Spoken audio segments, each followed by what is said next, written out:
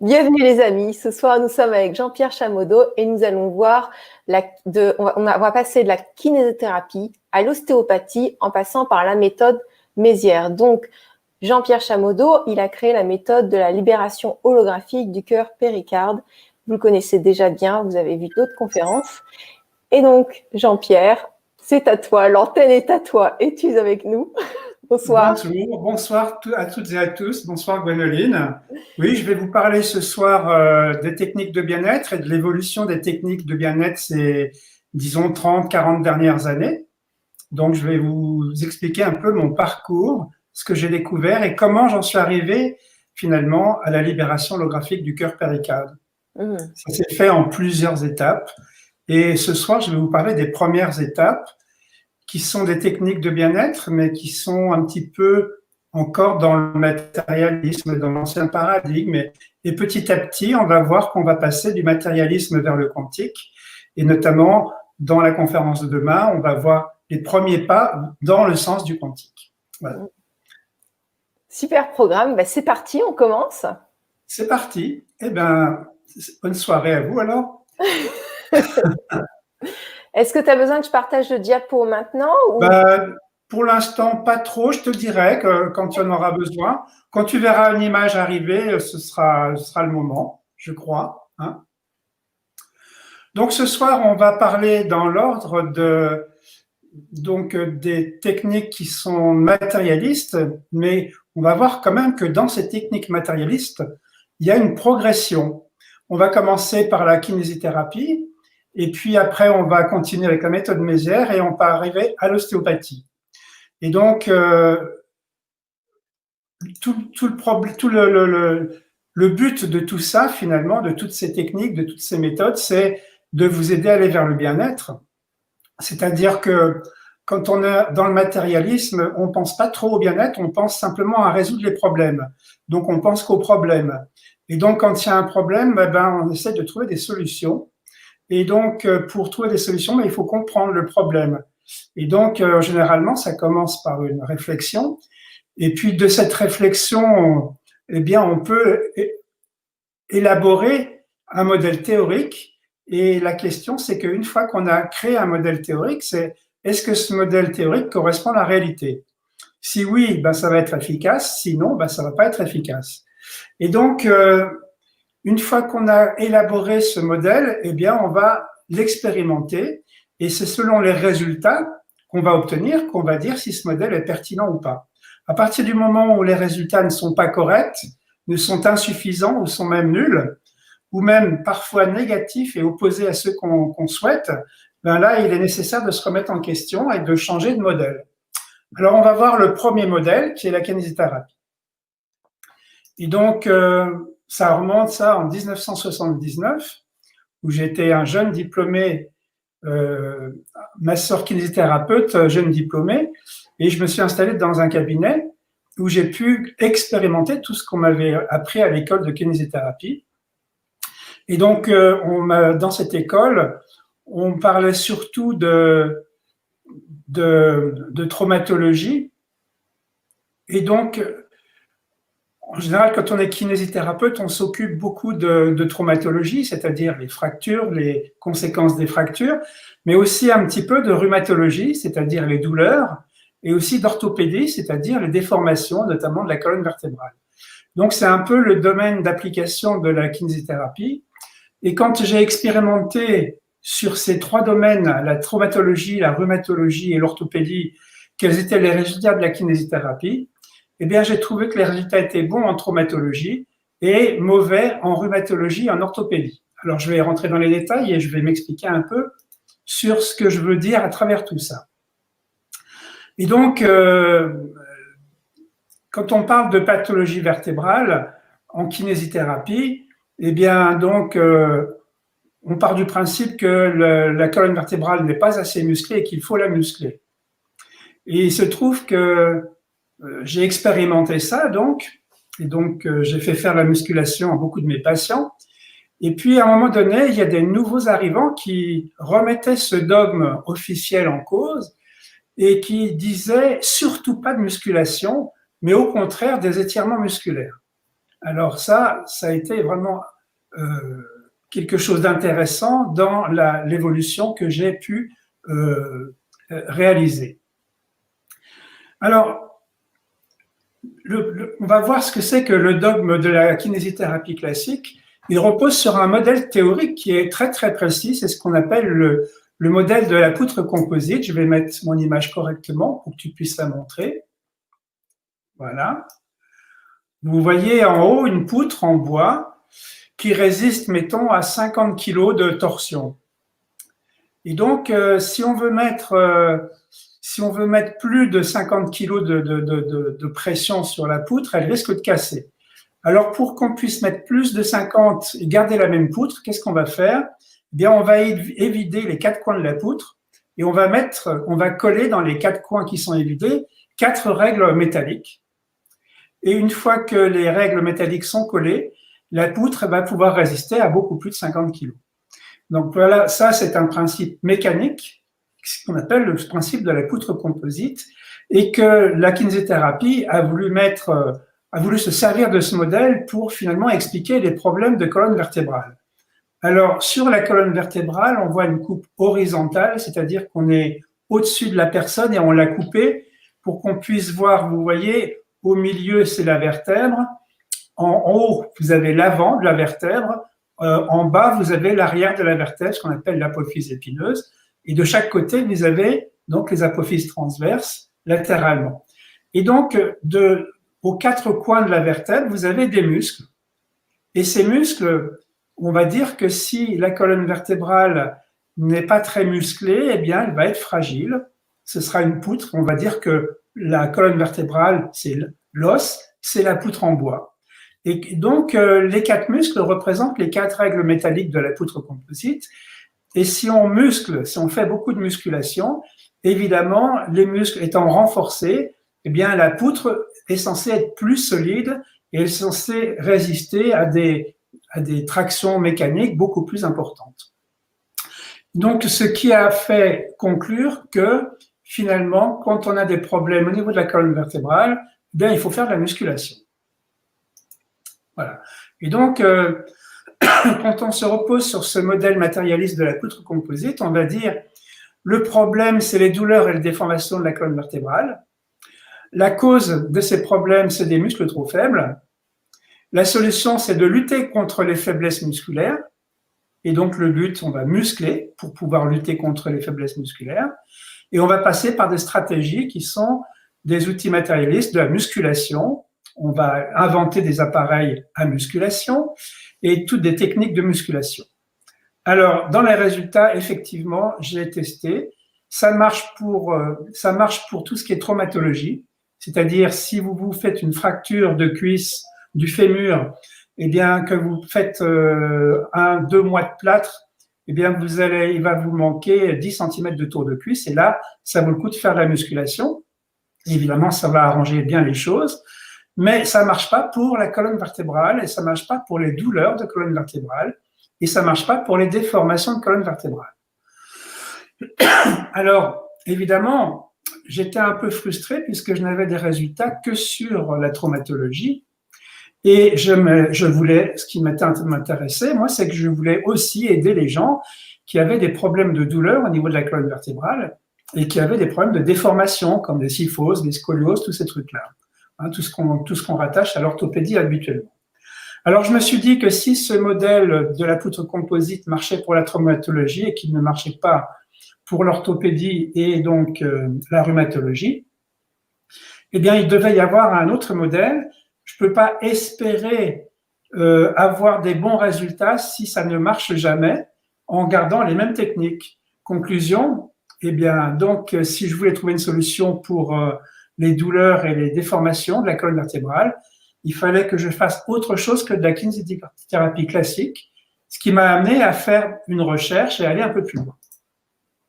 Et c'est là que le hasard, qui n'existe pas, m'a permis de rencontrer une autre personne qui s'appelle Mademoiselle Mézières et qui a amené des choses complètement nouvelles en termes de kinésithérapie. Donc, c'est une femme qui était kinésithérapeute et elle avait fait une observation en 1947 elle étendait une patiente sur le dos. Et quand la personne était bien allongée sur le dos, elle appuyait sur ses épaules. Et là, surprise, d'un seul coup, en appuyant sur les épaules, ça creusait les lombaires. Et donc, ce creux lombaire n'existait pas quand elle était debout. Elle est apparue que quand elle était allongée et quand on appuyait sur les épaules. Donc, ça, c'était bizarre. Et puis donc, pour effacer la courbure lombaire, elle a fait une bascule du bassin vers l'arrière, c'est-à-dire elle a ramené les lombaires sur le sol. Et donc, une fois que les lombaires étaient effacés, deuxième surprise, c'était la nuque qui se creusait. Donc, à partir de cette observation, elle va énoncer 6 lois qui expliquent des phénomènes, ces phénomènes observés, et donc elle a élaboré à partir de là toute une méthode, et vous allez voir que cette méthode, c'est exactement le contraire de ce qu'explique la kinésithérapie. Ce qui fait que moi, en 1983, j'ai été faire donc un stage avec cette méthode, et donc évidemment, avant, en kinésithérapie, on m'avait dit que les problèmes de santé étaient dus à des muscles trop faibles, trop mous, trop longs, et qu'il fallait les muscler. Et Françoise Mézières nous prouvait le contraire avec sa méthode. Elle disait que les problèmes de santé sont dus, dans la plupart des cas, à des muscles trop puissants, trop courts et trop toniques. Il est donc nécessaire de rallonger et de relâcher les muscles. Bref, exactement le contraire de ce que nous avait appris à l'école de kinésithérapie. Alors évidemment, pour comprendre ça, ça demande un autre modèle mécanique qui va vous permettre de le comprendre. Là, tu peux montrer l'image si tu veux. C'est le modèle de l'arc. Et donc, vous voyez à gauche un arc. Ces deux arcs c'est en fait le même arc, sauf que dans l'arc de gauche, vous voyez que la corde, elle est beaucoup plus longue que dans l'arc de droite. Évidemment, si à partir d'un arc à gauche, l'arc représente, le bois de l'arc représente les vertèbres et la corde de l'arc est représentée par le muscle. Évidemment, si vous faites de la musculation avec le muscle raccourci, eh bien, ça bande l'arc. Finalement, l'arc, il est moins haut quand il est bandé que quand il n'est pas bandé, tout simplement. Et donc, la déformation de l'arc, elle est due à la rétraction, c'est-à-dire au raccourcissement du muscle. Et le problème vient effectivement du raccourcissement du muscle. Donc, si le problème, c'est un muscle trop court, ben, la conséquence, c'est qu'il faut rallonger le muscle et non pas le muscler. Donc, voilà quelque chose qui m'a fortement surpris parce que jeune kinésithérapeute, quand j'allais en faculté, pour moi, les professeurs, c'était des sommités, ça représentait la connaissance et j'avais une confiance aveugle. Et là, à peine quelques années après être sorti de la faculté, on m'explique que tout ce que j'ai appris donc en faculté était faux. Ça m'a fait un choc et ça m'a fait réfléchir. Et peut-être qu'avant de faire confiance maintenant à quelqu'un, je vais prendre un peu plus de temps et je vais chercher à vérifier les choses. Donc, si on prend ce modèle de l'arc, évidemment, le problème des douleurs et des déformations de la colonne vertébrale, c'est la cause, c'est les muscles trop courts. Donc, la solution, c'est de lutter contre les rétractions musculaires. Et le but, c'est de rallonger les muscles. Et pour ça, eh bien, on va pratiquer une stratégie avec des exercices particuliers pour étirer les muscles. Autrement dit, on va prendre le muscle par les deux extrémités et on va tirer dessus. Et pour ça, on va faire des postures. Alors, quand au niveau des résultats, eh bien, on était bien meilleur au niveau de tout ce qui était orthopédique. Au niveau des douleurs, c'était mieux, mais c'était pas encore tout à fait ça. Alors, évidemment, à partir du moment où j'ai eu la preuve et où j'ai eu des preuves même cliniques que ça fonctionnait mieux, j'ai adopté effectivement ce modèle mécanique du tir de l'arc. Hein. Seulement, cette méthode Mézières, que j'ai pratiquée de nombreuses années, présentait quelques inconvénients. D'abord, une séance, ça durait très longtemps. C'était au moins 1 heure ou 2.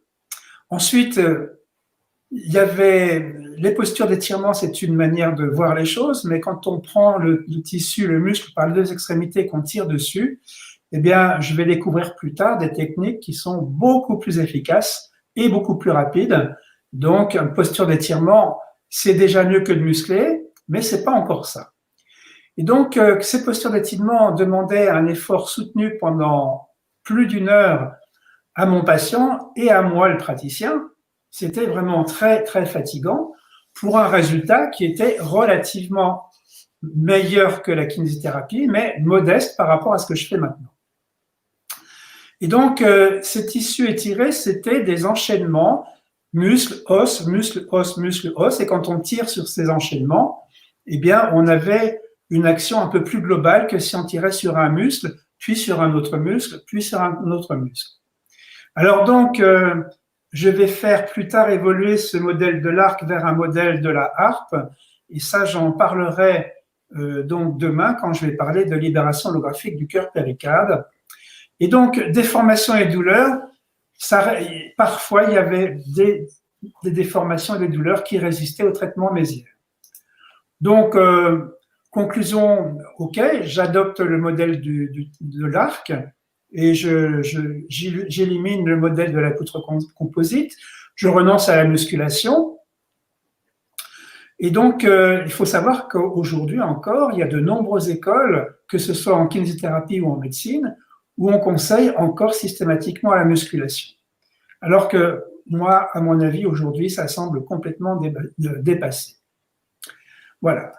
Alors, donc, évidemment, ça m'a fait beaucoup réfléchir et le fait d'avoir pu apprendre et gober quelque chose qui a été complètement faux pendant plusieurs années et le pratiquer sur mes patients, ça m'a fait beaucoup réfléchir. Et donc, ça m'a rappelé donc un discours du Bouddha qui dit ne prenez pas pour vrai tout ce que l'on vous dit, même si ces paroles viennent de vos maîtres.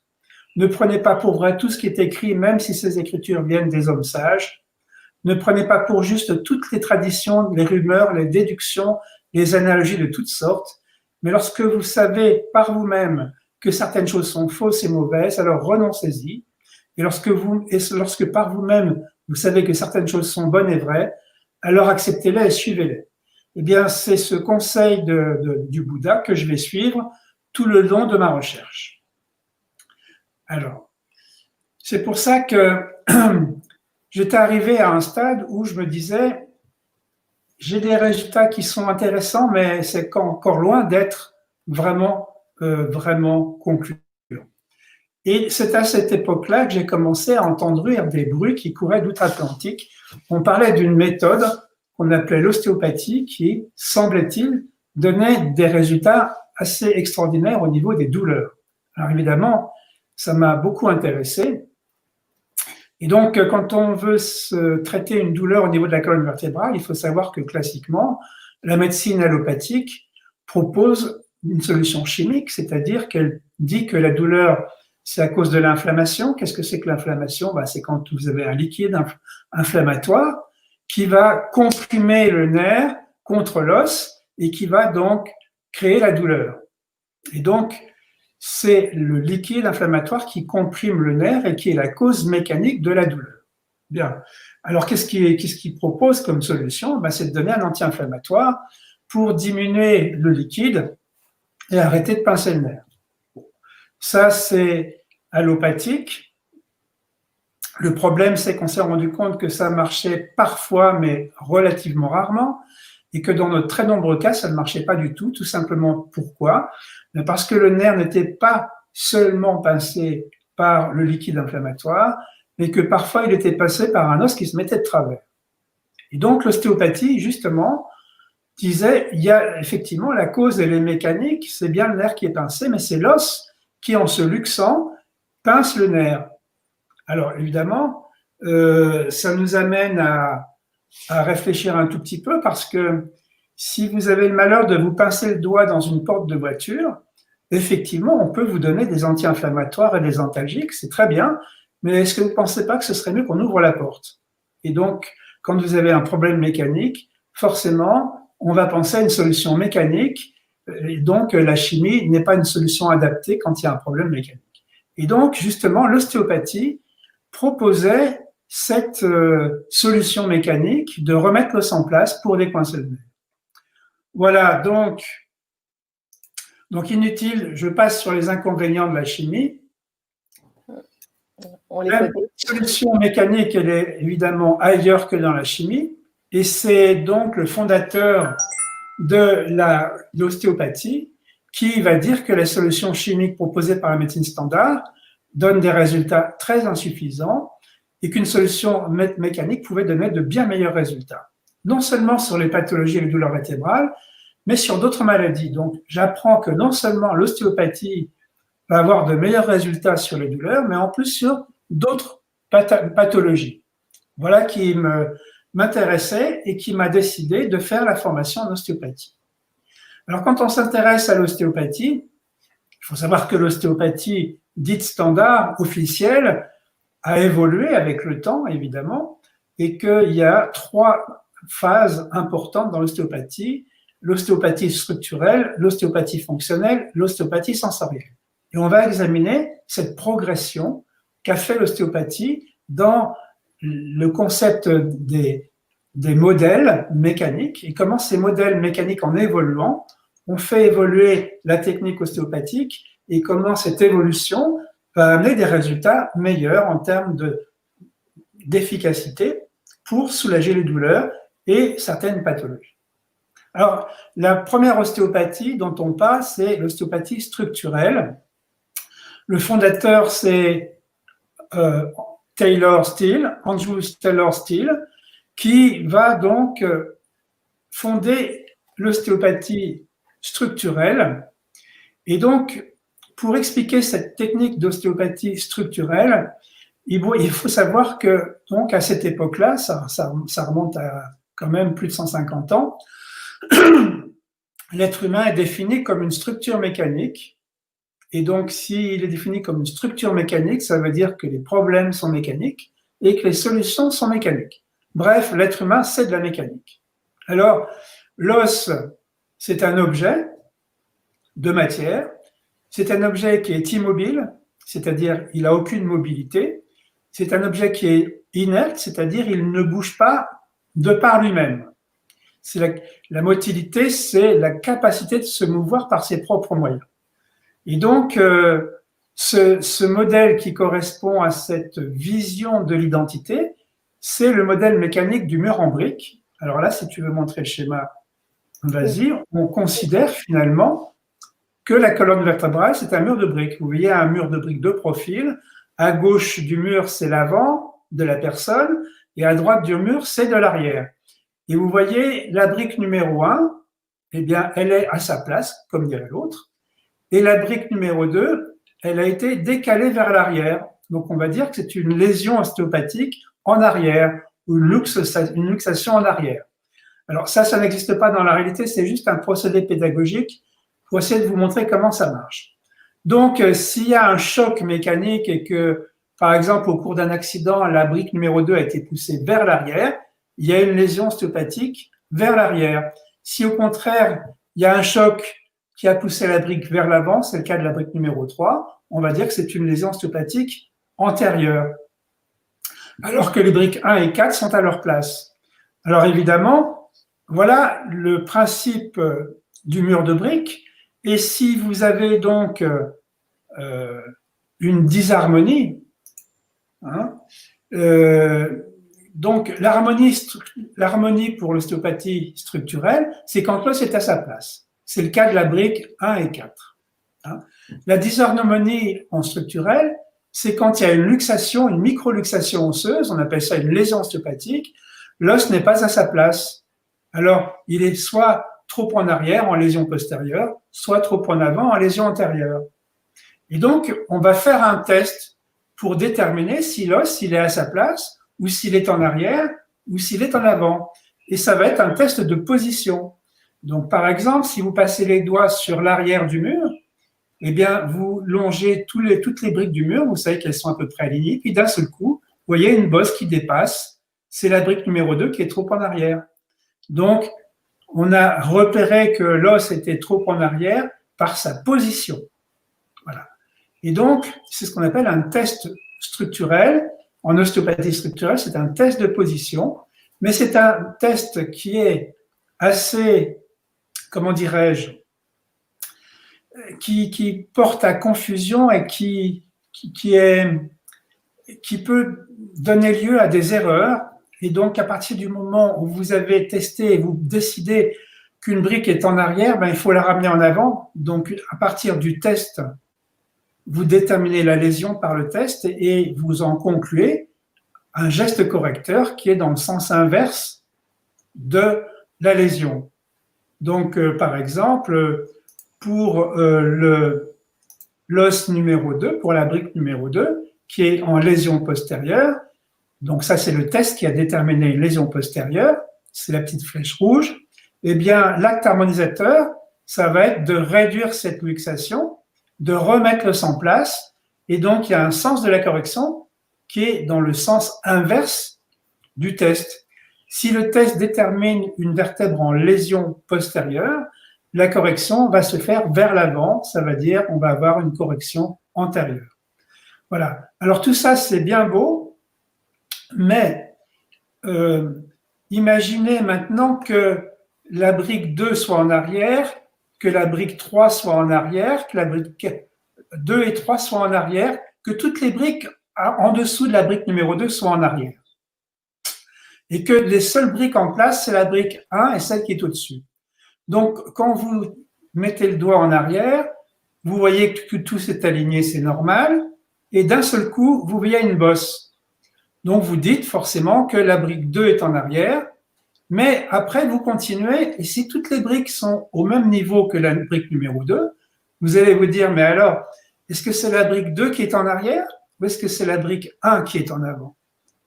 J'essaye de vous expliquer par là que quand on est dans un test de position, on n'est jamais sûr du sens de la lésion parce que le test de position est un test qui n'est pas fiable.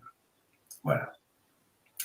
Si je reviens par exemple sur le bassin, vous voyez qu'il y a 3 positions possibles. Vous voyez que le bassin de gauche a les 2 branches pubiennes au même niveau, à la même hauteur.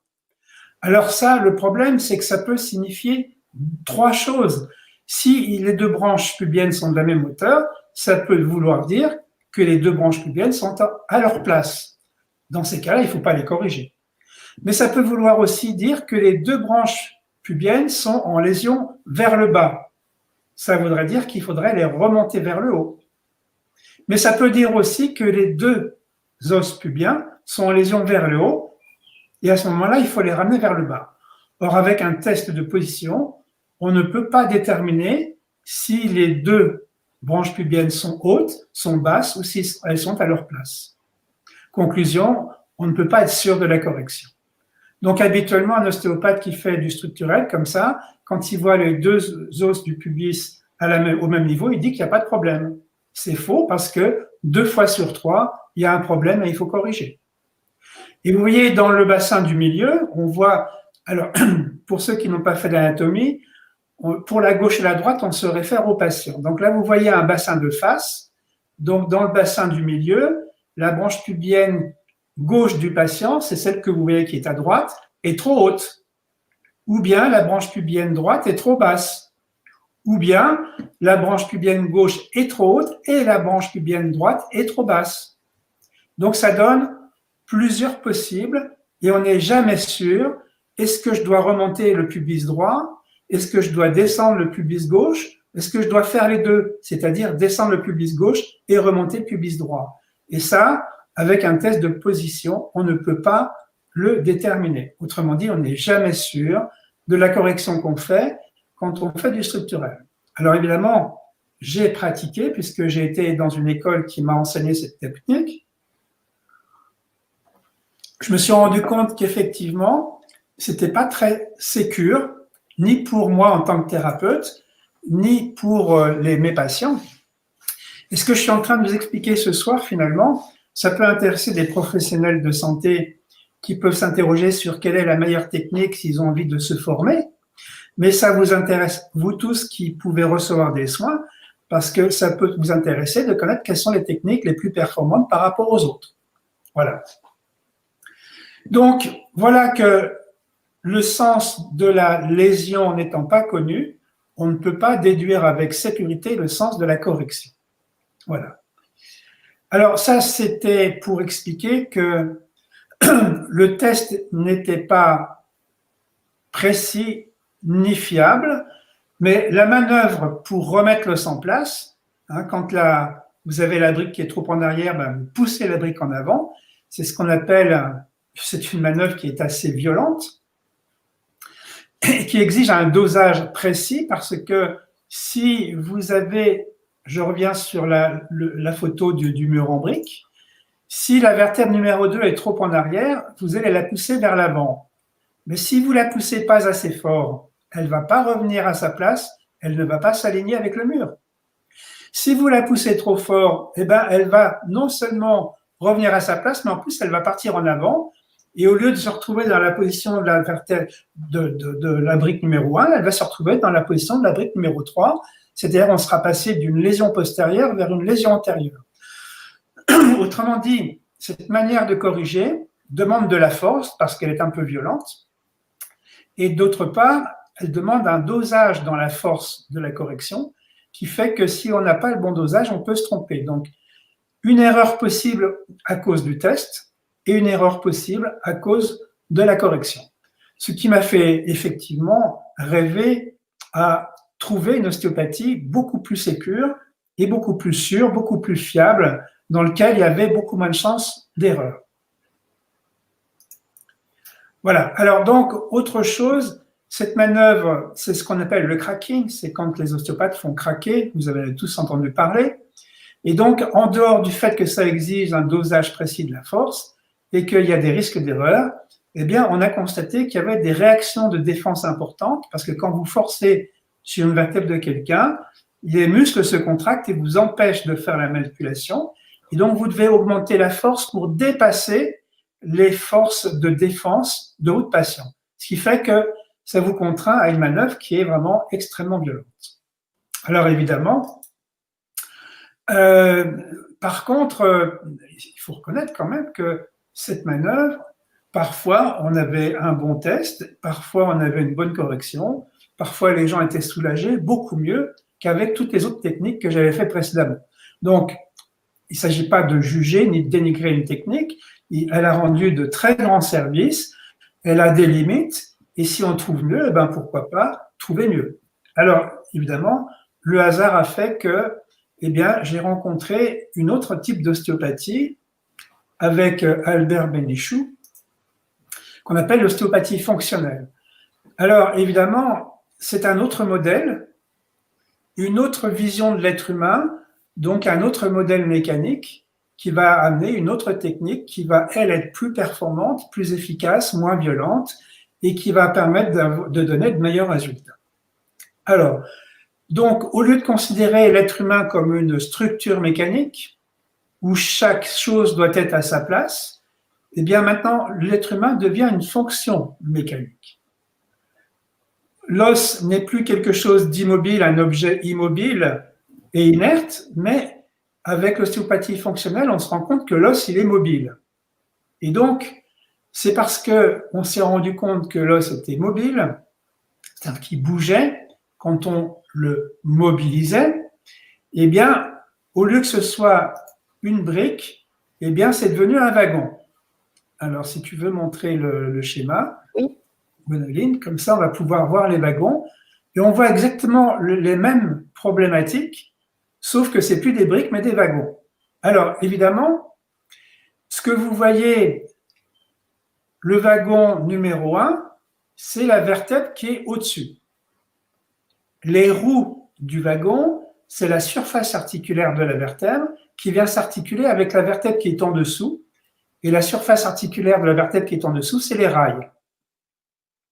Tout simplement. Voilà. Admettons que la rail soit accrochée au toit du wagon numéro 2 et ça vous donnera une idée un peu plus claire des choses. Et donc, ce que vous voyez, c'est que le wagon numéro 1, entre les roues du wagon numéro 1, vous avez une cale. Ce qui fait que ce wagon numéro 1 va pouvoir avancer jusqu'à ce que la roue arrière, si on dit qu'à gauche c'est l'avant du wagon et à droite l'arrière du wagon, eh bien la roue arrière, on va pouvoir pousser le wagon vers l'avant jusqu'à ce que la roue bute contre la cale. Autrement dit, il va y avoir une amplitude relativement petite et blocage du wagon qui ne pourra plus avancer. Puis si on mobilise le wagon, avec ma main, je prends le wagon et que je le pousse vers l'arrière, il va pouvoir reculer jusqu'à ce que la roue avant bute sur la cale. Ce qui fait que le wagon, il a une amplitude relativement restreinte. Il peut avancer un tout petit peu jusqu'à buter de la roue arrière. Il peut reculer un tout petit peu jusqu'à buter de la roue avant. Et ce wagon numéro 1, on va dire que c'est comme ça que ça fonctionne une vertèbre qui est en bonne santé et qui n'est pas en lésion ostéopathique. Et il arrive parfois que quand on pousse trop fort le wagon vers l'arrière, comme c'est le cas du wagon numéro 2, eh bien la roue avant du wagon passe par-dessus la cale et se retrouve derrière la cale. Ce qui fait que le wagon, maintenant, il est coincé en arrière de la cale. Voilà. Ce qui fait que quand vous prenez le wagon, une fois qu'il est coincé en arrière de la cale, vous pouvez l'amener vers l'arrière très très très loin, mais vous ne pouvez pas l'amener vers l'avant du tout parce que tout de suite, la roue avant bute contre la cale. Quand vous le poussez vers l'arrière, c'est-à-dire vers la droite, il va très loin parce qu'il n'y a aucune cale pour le contraindre. Et quand vous le poussez vers l'avant, eh bien la roue avant du wagon numéro 2 vient buter contre la cale et ne peut pas avancer. Et donc, vous constatez que quand il y a un déplacement de la vertèbre vers l'arrière, c'est-à-dire du wagon numéro 2 qui est en lésion postérieure, eh bien, à la mobilisation, on va pouvoir le faire rouler très loin vers l'arrière et pas du tout vers l'avant. Autrement dit, les amplitudes vers l'avant va être énorme et l'amplitude vers l'arrière va être énorme et l'amplitude vers l'avant sera nulle. Il y a une différence entre l'amplitude avant et l'amplitude arrière dans le wagon numéro 2, alors que dans le wagon numéro 1, l'amplitude avant est la même que l'amplitude en arrière. Et donc, ce qui va nous amener à dire que le wagon qui est en harmonie, c'est celui qui est à cheval sur la cale. Celui qui est en disharmonie, c'est celui qui a passé la cale, soit en arrière, soit en avant. Et donc on va dire que quand le wagon numéro 1 est à sa place, il a une bonne fonction, c'est-à-dire qu'il a une amplitude égale vers l'avant et égale vers l'arrière. Quand le wagon numéro 2 est en disharmonie, est en lésion ostéopathique, on va dire que les amplitudes ne sont pas égales et que l'amplitude est énorme vers l'arrière et nulle vers l'avant. Alors que pour le wagon numéro 3, il va aller très loin en avant et pas du tout en arrière. Et quand on mobilise le wagon, grâce aux amplitudes qu'on sent, on va pouvoir déterminer le sens de la lésion. Mais cette fois-ci, on a déterminé le sens de la lésion grâce au mouvement. Et là, on ne peut plus se tromper, parce que si on a le sens de la lésion, on a forcément le sens de la correction. Donc voilà qu'au niveau des tests, avec l'ostéopathie fonctionnelle, on est beaucoup plus précis. Voilà. Et donc, une fois qu'on a déterminé le sens de la lésion, arrive la correction. Alors, évidemment, quand on se retrouve avec la branche pubienne de la même hauteur comme tout à l'heure, on se demande, est-ce qu'il y a une correction? Oui ou non? Et s'il y a une correction, laquelle? Donc, rappelez-vous qu'il y a 3 cas possibles. Si les 2 branches sont à la même hauteur, ça peut être le cas numéro 1, et les 2 branches sont à leur place et dans l'harmonie. À ce moment-là, il ne faut pas faire de correction.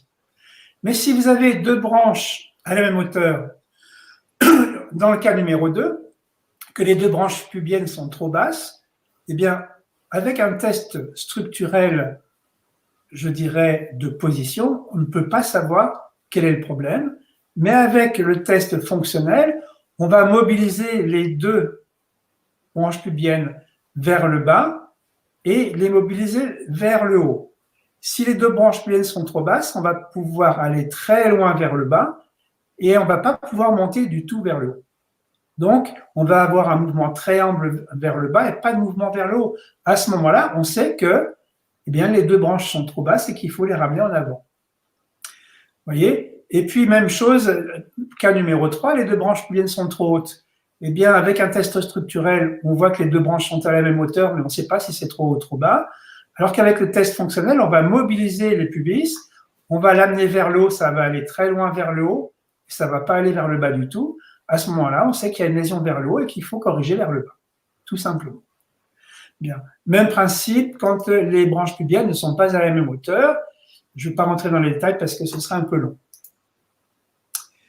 Alors, on vient de parler du test en ostéopathie fonctionnelle qui est plus fiable puisqu'il détermine le sens de la lésion et on va pouvoir déduire du sens de la lésion le sens de la correction. En un mot, si c'est une lésion vers l'arrière, il va falloir corriger vers l'avant. Si c'est vers l'avant, il va falloir corriger vers le bas.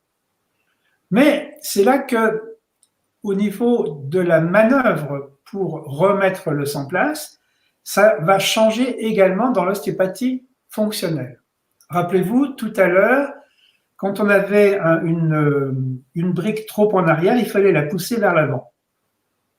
Et bien maintenant, pour l'harmonisation fonctionnelle, il faut rétablir, il ne faut pas remettre l'os en place, mais il faut rétablir la bonne mobilité, c'est-à-dire retrouver la bonne amplitude égale en avant et en arrière. Et donc, plutôt que de pousser la locomotive, si la locomotive est en lésion arrière, en structurel, on va avoir tendance à pousser la locomotive vers l'arrière, vers l'avant, pardon, excusez-moi. Mais là, en structurel, pas du tout.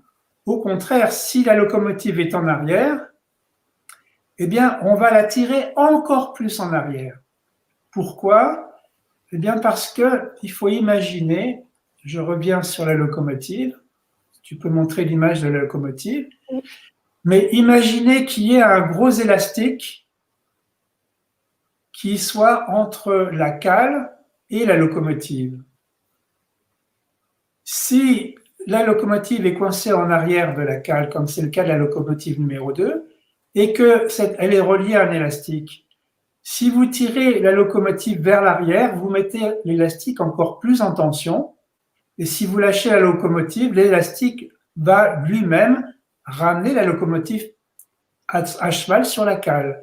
Autrement dit, quand vous tirez la vertèbre dans le sens de l'aggravation, dans le sens de la lésion, s'il est en arrière, vous allez la tirer encore un peu plus en arrière, juste pour stimuler la réaction des muscles qui sont mis en étirement, et c'est justement les muscles qui vont ramener la locomotive à sa place.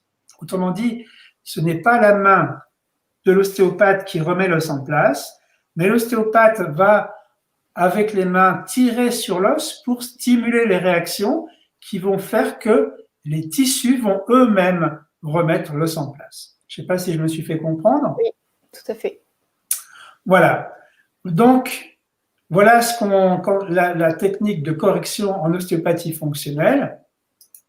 Alors, il faut vous représenter que pour faire ce genre de manœuvre, c'est beaucoup plus doux. On ne fait pas craquer, c'est pas la peine. On se contente de tirer pour stimuler les mécanismes d'auto-guérison, des réactions de défense, et on se sert tout simplement des réactions de défense du corps. Voilà. Donc, quand on fait cette manœuvre, puisque c'est les tissus du patient qui remettent l'os en place, il n'y a pas de risque d'erreur dans la force à appliquer à la vertèbre. Tout à l'heure, quand on poussait la brique, eh bien, on pouvait pousser pas assez fort, à ce moment-là, elle ne revenait pas assez en avant, ou on pouvait pousser juste ce qu'il fallait, elle revenait exactement à sa place, ou on pouvait pousser trop fort. Mais là, on n'a plus de risque d'erreur, parce que c'est les tissus eux-mêmes qui ramènent la vertèbre en place, et donc, ouf, un risque d'erreur de moins, ce qui représente beaucoup moins d'erreurs de la part de l'ostéopathe, ce qui est confortable pour l'ostéopathe et ce qui est confortable pour son patient. Donc, avec le modèle du wagon, on se rapproche plus de la réalité parce que c'est quand même mieux qu'un mur de briques. Donc, le test est plus fiable parce qu'on détermine le sens de la lésion et on peut en conclure le sens de la correction. La manœuvre harmonisatrice, elle est beaucoup plus douce et donc, il y a moins de risque d'erreur sur le dosage de la force. Et donc, quand on fait ça, comme on est un peu moins violent, on se rend compte qu'avec le structurel, quand on était assez violent, les gens ne pouvaient pas recevoir un soin très fréquemment parce que ça pouvait donner des effets secondaires, ça pouvait distendre les tissus, ça pouvait fragiliser les choses, alors que cette méthode fonctionnelle étant beaucoup plus douce, on a beaucoup moins d'effets secondaires et ça limite moins les fréquences des séances. On peut intervenir plus souvent sans que ça pose problème. Donc c'est plus précis, c'est plus fiable, autant au niveau du test que de la correction. Donc merci l'ostéopathie fonctionnelle. On se sert des forces d'auto-guérison des gens et c'est beaucoup mieux. Alors, le problème, c'est que il faut qu'on soit absolument sûr du test, puisque le sens de la correction dépend du sens de la lésion qu'on a trouvé grâce au test. Donc tout ça, c'est très bien si la main de l'ostéopathe sent la différence d'amplitude d'un os, donc on peut en déduire le sens de la lésion. Ça, c'est bien quand la main du praticien est très sensible, mais si elle n'est pas très sensible, on a du mal à sentir. Alors, et donc, on a du mal à sentir et qu'on n'est pas sûr de son ressenti, on n'est pas sûr du résultat du test, et si on n'est pas sûr du résultat du test, on n'est pas sûr du sens de la correction. Justement, il y a une question de Morgane qui dit, s'il vous plaît, concrètement, que ressentez-vous à travers vos mains? Merci. Bien. Alors donc, pour le test en structurel, la première technique d'ostéopathie, je testais avec mes doigts, je sentais un os qui dépassait par rapport à un autre. C'était une position. Dans le test fonctionnel, je prends l'os comme le wagon, comme si le wagon était un jouet, et je le fais glisser sur ses rails. Je pousse le wagon vers l'avant, j'observe jusqu'où il veut aller, c'est-à-dire… On ne te voit pas. Attends, je vais te mettre en plus grand. Ta main, il faut que tu la mettes plus haut. Donc, voilà mon wagon. Quand je fais une ostéopathie fonctionnelle, je prends le wagon, je le fais glisser sur ses rails, dans un sens et dans l'autre. Alors, je regarde, est-ce que ça va beaucoup en arrière et peu en avant? Ou est-ce que ça va beaucoup en avant et peu en arrière? Ou bien est-ce que ça va autant en avant qu'en arrière? Donc, ça se reconnaît relativement facilement parce que quand l'os est en place, c'est une petite amplitude vers l'avant égale à la petite amplitude vers l'arrière. Quand c'est un os qui est en lésion, s'il est en lésion postérieure, par exemple vers l'arrière, eh bien, il va y avoir une très grande amplitude vers l'arrière et pas d'amplitude du tout vers l'avant. Si l'os est en lésion antérieure, il va y avoir une grande amplitude en avant et pas d'amplitude en arrière. Donc, paradoxalement, quand l'amplitude est très grande, c'est là qu'il y a un problème. Parce qu'en principe, l'amplitude doit être petite dans les deux sens. Je ne sais pas si j'ai répondu à la question. Alors, en fait, elle dit, que ressentez-vous à travers vos mains? Donc, je sens quand je pousse la locomotive, à quel moment elle bloque. Je la mobilise dans l'autre sens et je sens à quel moment elle bloque. D'accord, donc il n'y a rien de magnétique, comme on dit. On n'en est pas encore là, ça va venir. Mais voilà, elle pose une question générale. Tu peux répondre dans les deux sens. Tu peux répondre. On est purement dans la mécanique. Là, on est vraiment dans la matière la plus totale. Donc là, c'est une position d'un os. Et après, là, dans le structurel, c'est la position de l'os. Dans le fonctionnel, c'est l'amplitude du mouvement de l'os. On mobilise l'os, on le fait bouger et on voit s'il bouge bien. Okay. C'est mécanique, c'est purement matériel. Okay. Je vous ai dit ce soir, on voyait toutes les techniques qui étaient matérialistes, donc on est dans le matérialisme encore. Okay. Donc un matérialisme qui petit à petit va s'affiner. Et donc demain soir, je vais vous parler de ressenti, on va aller beaucoup plus loin, bien entendu. Ça répond ou pas? Ça répond. Ça répond. Donc, évidemment, si on n'a pas un bon ressenti et qu'on ne sent pas les amplitudes, donc on n'est pas sûr du résultat du test et donc on n'est pas sûr qu'on corrige dans la bonne direction. Alors, imaginez par exemple que j'ai l'impression que la locomotive est en lésion postérieure, trop en arrière, alors qu'elle est vraiment à sa place. Donc, en structurel, je vais la pousser vers l'avant et je vais créer une lésion alors qu'il n'y en avait pas. C'est ça quand on se trompe de test. Bien là, avec fonctionnel, il y a un peu moins de risque d'erreur parce qu'on utilise les réactions du corps.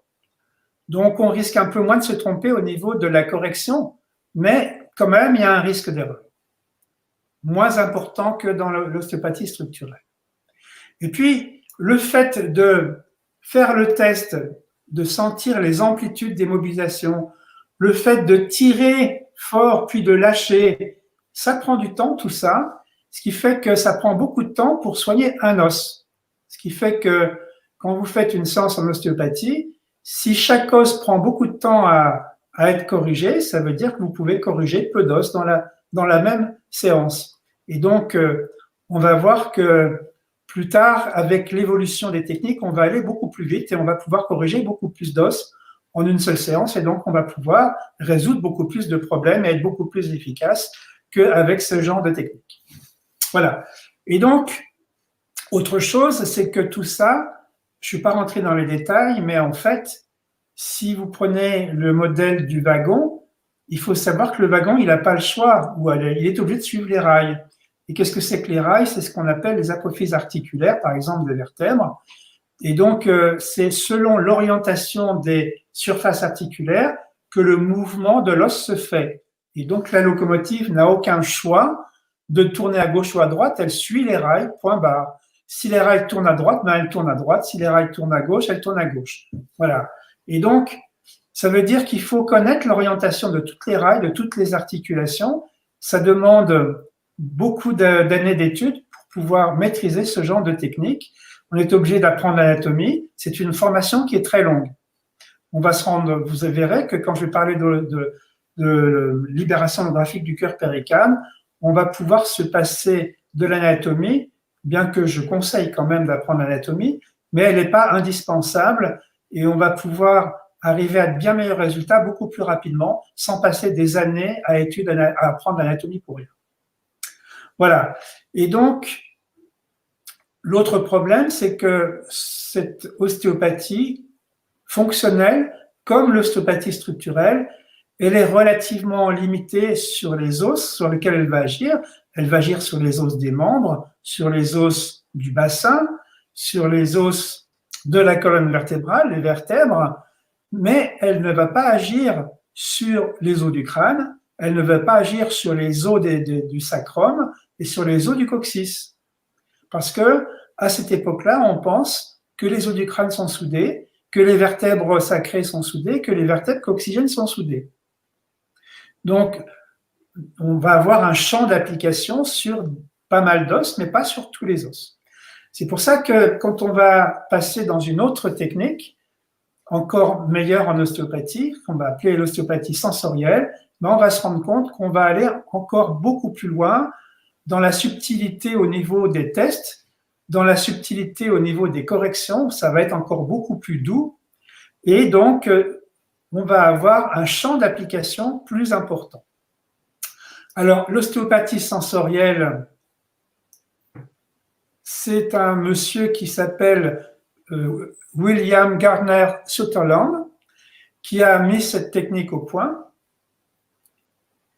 Et donc, ils ont découvert, à force de développer leur ressenti, parce que, évidemment, la question était bien posée, parce que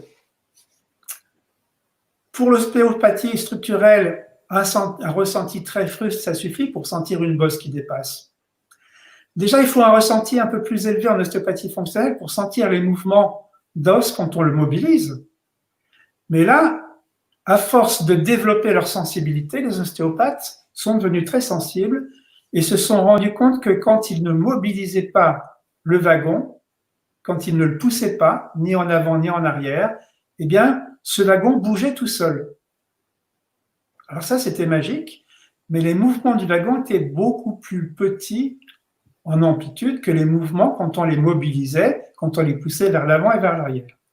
C'est comme si vous prenez un wagon et que ça va de 5 mètres vers l'avant et 5 mètres vers l'arrière, ça c'est la mobilisation.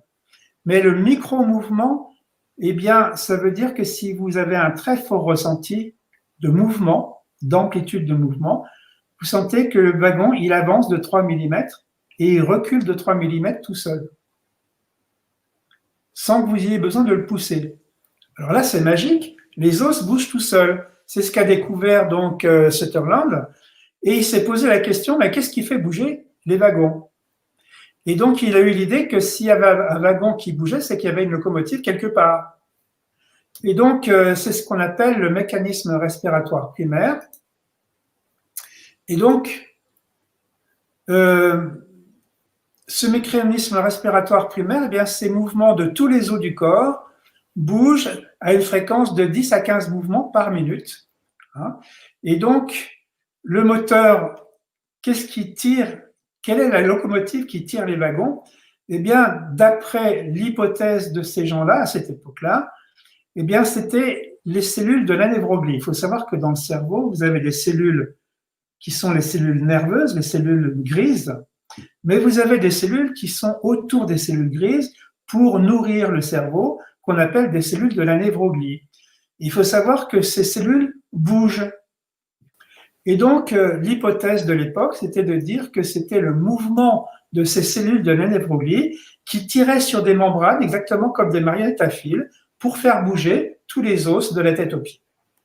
Et c'est ce que les ostéopathes, en sensoriel, c'est une technique qu'on appelle ostéopathie sensorielle, ont appelé le mécanisme respiratoire primaire. Je ne vais pas rentrer dans les détails, il y aurait moyen de dire plein de choses là-dessus. Et vous voyez qu'à ce moment-là, eh bien, l'être humain, il est plus une structure comme en structurelle, il est plus une fonction comme dans l'ostéopathie fonctionnelle, il devient une micro-fonction mécanique parce que ces mouvements ne sont pas des mouvements amples, ce sont des micro-mouvements. Et donc, ces mouvements qui se font tout seuls grâce à la névrologie, on va dire que c'est des mouvements, c'est de la motilité. Quand on parle d'un thérapeute qui met ses mains sur un os et qui le bouge, ça s'appelle une mobilisation. On va dire que si ça bouge, l'os est mobile. Quand la main du thérapeute se met sur le wagon mais n'imprime aucune force sur le wagon et se contente de suivre les mouvements du wagon tout seul, eh bien, on sent la motilité de l'os. L'os qui bouge tout seul grâce au mécanisme respiratoire primaire. Et donc, à ce moment-là, il y a quelque chose qui est nouveau, c'est qu'on demande à la main du thérapeute de ne pas bouger. On lui demande de ne pas contracter les muscles pour faire bouger le wagon. On lui demande de savoir être passif. Alors, vous savez, dans notre société occidentale, d'être actif, de faire, c'est très facile. C'est le côté masculin. On a beaucoup développé ça en Occident. Mais ne rien faire et sentir, ce qui est féminin, ça, c'est un autre problème. Alors, évidemment, c'est tout un apprentissage. Par exemple, quand vous dansez en couple, si vous êtes un homme, vous avez l'habitude de guider votre cavalière. Eh bien, l'ostéopathe, c'est ce qu'il faisait quand il faisait de l'ostéopathie fonctionnelle. Il guidait l'os, il le faisait bouger. Mais maintenant, on demande à la main de l'ostéopathe d'être la cavalière, c'est-à-dire de se laisser guider par l'os. Autrement dit, c'est l'os qui est le cavalier et la main qui devient la cavalière. Vous voyez l'inversion? Et donc ça, c'est toute une gymnastique pour un ostéopathe, surtout si c'est un homme, pour accepter d'être passif. Et c'est comment est-ce qu'on fait pour ne pas vouloir, pour ne pas faire? C'est tout un art. Et donc, voilà, c'est l'art de l'ostéopathie sensorielle. Mais si on arrive à maîtriser son art, on va être beaucoup plus performant. Le seul problème, c'est qu'il faut maîtriser cet art. Et en général, ça demande, pour avoir une bonne main d'ostéopathe, qui sache être passive et qui sache être sensible, ça va demander une dizaine d'années d'après Maurice Pouillet. Ce qui veut dire que pendant 10 ans, la main de l'ostéopathe n'est pas très fiable, elle peut faire des erreurs, tant au niveau des diagnostics qu'au niveau des corrections. Voilà. Alors, nous voilà avec un nouveau modèle. Maintenant, on est toujours avec le modèle du wagon et c'est toujours le problème de la cale. Donc, c'est le même principe que le principe sensoriel, je ne vais pas réexpliquer, sauf que maintenant, on est dans des micro-mouvements et que c'est tellement plus petit qu'il faut avoir un ressenti beaucoup plus important.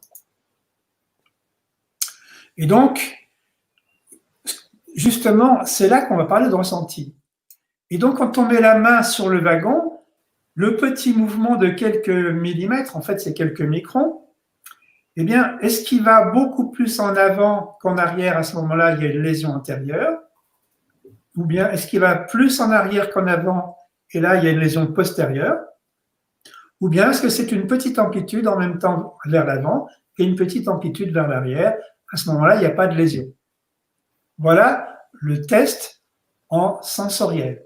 Donc, la main colle au wagon et se laisse passivement entraîner par le wagon comme une danseuse et elle sent est-ce que le wagon va plus en avant ou plus en arrière, tout simplement. Si le wagon va plus en arrière qu'en avant, lésion postérieure. Si le wagon va plus en avant qu'en arrière, lésion antérieure. Et là, on a fait le test qui permet de définir le sens de la lésion. Et on va, à partir du sens de la lésion, déduire le sens de la correction. Donc, si la locomotive et le wagon est trop en arrière, eh bien, il va falloir le ramener en avant. Mais qu'est-ce qu'on va faire pour le ramener en avant? On va faire comme en fonctionnel. On accompagne le wagon en arrière jusqu'à ce qu'il ne veuille plus aller en arrière. Là, il est arrivé au maximum. Eh bien, on le maintient 1 ou 2 secondes, puis on le lâche et on le suit. Et on se rend compte qu'aux stupéfactions, il va retrouver le mouvement, le micro-mouvement correct. Et au moment où on retrouve le micro-mouvement correct, si on le mobilise, il va être d'une amplitude égale en avant et en arrière. Et si on le regarde, il va être à sa place. Donc, c'est parce qu'on a récupéré le micro-mouvement que la grande fonction articulaire retrouve ses amplitudes normales à la mobilisation. Et c'est pour ça que l'os revient à sa place. Autrement dit, quand on fait ça, vous avez compris que si on est complètement passif, on va exercer aucune force sur l'os. C'est beaucoup plus doux au niveau du test et c'est beaucoup plus doux au niveau de la correction, à tel point que les gens n'ont plus de réaction de défense. Et donc, comme il n'y a pas de réaction de défense, eh bien, les os se remettent beaucoup plus facilement en place. Voilà. Donc, ce test va nous amener à cette correction.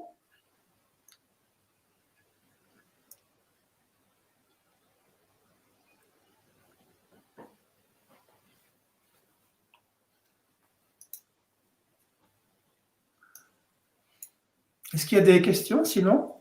Alors, nous avons Morgane qui nous dit si on se met en état de sophronique, on aide énormément l'ostéo quand on est en symbiose. C'est tout à fait vrai. C'est tout à fait vrai. Alors, ça pose aussi un autre problème. Ça pose le problème que quand on accepte d'être passif, c'est qu'on accepte de recevoir la réalité de l'autre. Mais souvent, en Occident, on est tellement stressé qu'on a envie de plaquer notre réalité sur l'autre. Si par exemple, quand vous faites un test en sensoriel, vous décidez que la lésion va être en arrière, postérieure, eh bien vous allez sentir une lésion postérieure parce que vous l'avez décidé et parce que vous avez plaqué votre réalité sur la réalité de l'autre. Et évidemment, vous allez vous tromper de diagnostic, donc vous allez vous tromper de correction, vous allez aggraver votre patient au lieu de l'améliorer. Et donc, tout l'art consiste à être passif, c'est-à-dire à être féminin, c'est-à-dire le contraire de ce qu'on fait en Occident, arrêter de réfléchir, arrêter de faire et être détendu et être dans le ressenti. Et évidemment que la sophrologie, la relaxation, même l'hypnose peut aider les gens, les ostéopathes, à... Alors moi, je cautionne pas du tout l'hypnose. Donc, juste, je le dis parce que je suis sur ma chaîne. D'accord, mais il y a plusieurs. Okay. Ça fait de la confusion. Et voilà, il y a sûrement plusieurs types d'hypnose, mais voilà, personnellement, j'ai vu des choses qui n'étaient pas très cool à ce sujet. On poursuit. En tout cas, les autres techniques, c'est top, ce dont tu as parlé. Bien. Alors donc, quand vous avez compris comment est le test et comment est la correction, eh bien, on va pouvoir faire un petit bilan. On va parler des avantages. Donc, évidemment, comme c'est hyper doux, que les gens ne sentent rien, il est sûr, ça traumatise pas, ça laisse aucune trace de traumatisme. On peut faire des séances souvent sans que ça pose aucun problème. Donc, comme l'acteur est beaucoup plus précis, beaucoup plus fiable, Donc, le praticien n'a pas du tout à doser la force, ça se fait tout seul. Donc, cette fois-ci, on est sur des mécanismes d'auto-guérison qui sont beaucoup plus subtils. Hein. Donc, ça se fait avec une force beaucoup moins importante. Il y a beaucoup moins de risques d'erreur dans le dosage de la force. Il n'y a pas de risque d'aggravation. Et donc, ce qui se passe, c'est que le champ d'application de cette technique sensorielle est beaucoup plus vaste parce que, justement, avec des mains sensibles qui savent être féminines, c'est-à-dire être dans le ressenti, dans la passivité et dans un ressenti très développé, eh bien, on s'est rendu compte, grâce à ça, que les os du crâne n'étaient pas soudés, qu'ils bougeaient. Et donc, on s'est rendu compte que les os du crâne pouvaient être en lésion les uns par rapport aux autres. Et ça a donné la création de ce qu'on appelle l'ostéopathie crânienne. Et grâce à l'ostéopathie crânienne, ce que ne faisaient pas les ostéopathies structurelles et sensorielles, on peut remettre les os du crâne en place. Et quand on remet les os du crâne en place, ben, ça améliore des tas de choses qu'on ne savait pas faire jusqu'à présent, comme par exemple les problèmes de migraine, les problèmes de maux de tête, les problèmes d'acouphènes, pas mal de problèmes aussi de vertige de Ménière étaient résolus grâce à l'ostéopathie crânienne, ce qui n'était pas le cas avant que cette ostéopathie n'existe.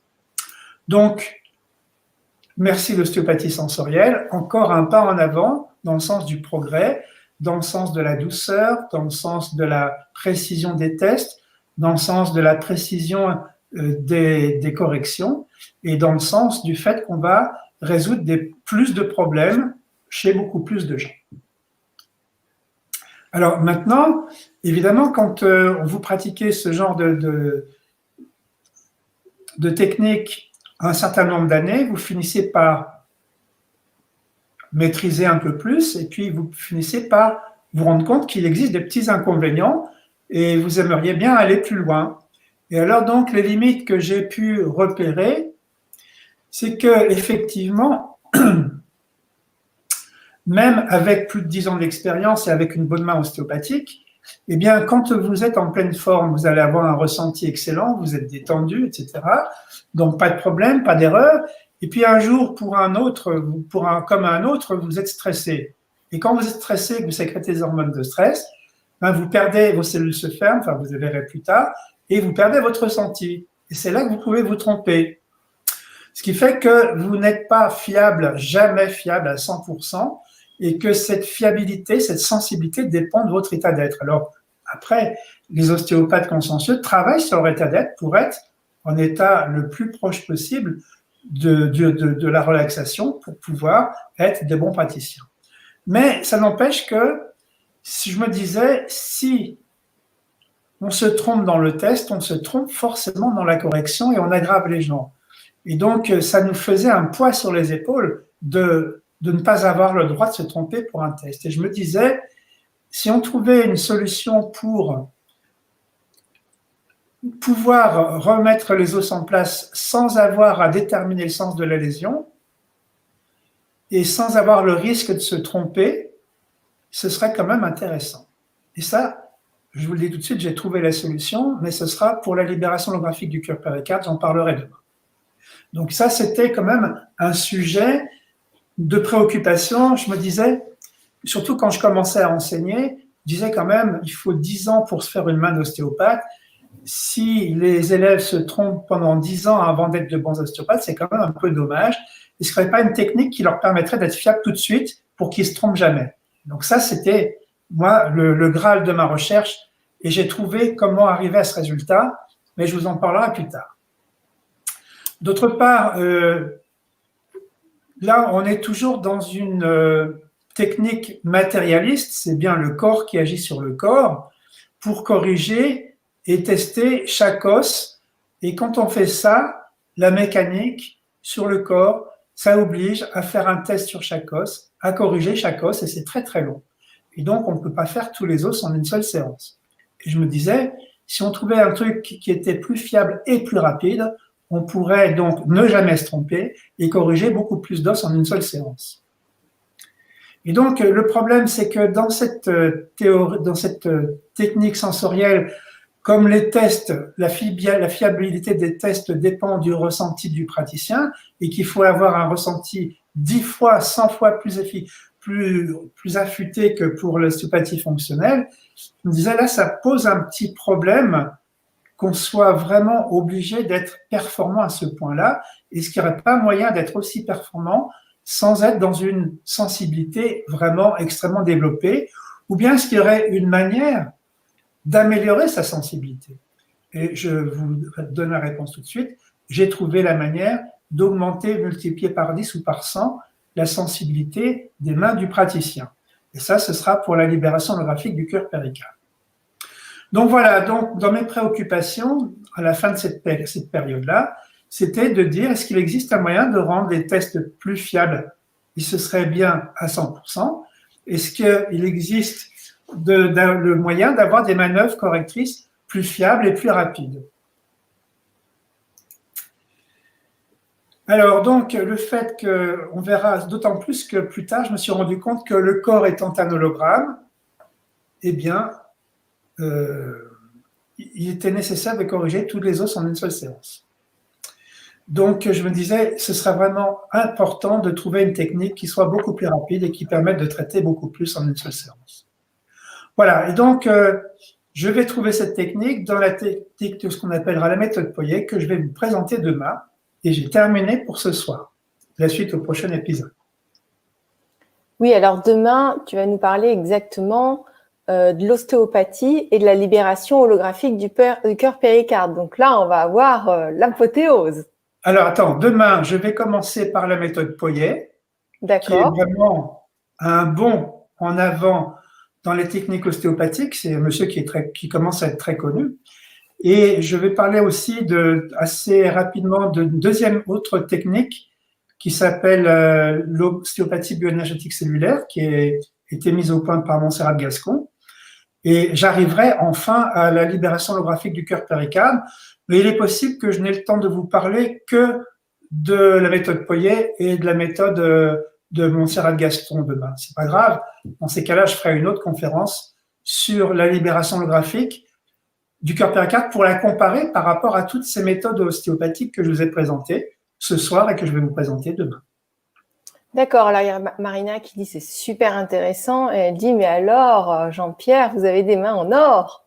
Ne m'en parlez pas. Alors tu sais qu'en août, il y a comment elle s'appelle qui a laissé un message au début, il y a Arlette qui a pris une consultation, un rendez-vous chez toi. Donc ça va être génial pour elle. Okay.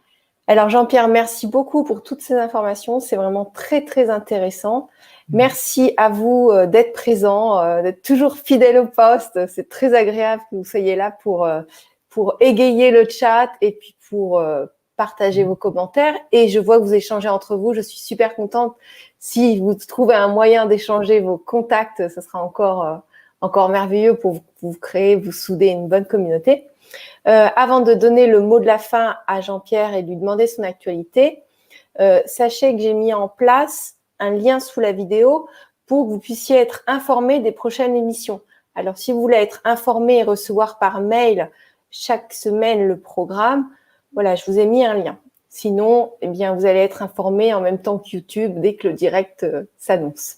Alors, Jean-Pierre, ton actualité du moment, étant donné que nous sommes enfermés chez nous, tu dois sûrement faire des consultations à distance. Voilà, donc étant dans le confinement comme tout le monde, je ne reçois plus personne pour le moment pendant toute la durée du confinement, donc chez moi, que ce soit donc au Sable d'Olonne ou que ce soit à Paris ou en Suisse. Donc toutes les consultations ont été annulées et elles reprendront dès la fin du confinement.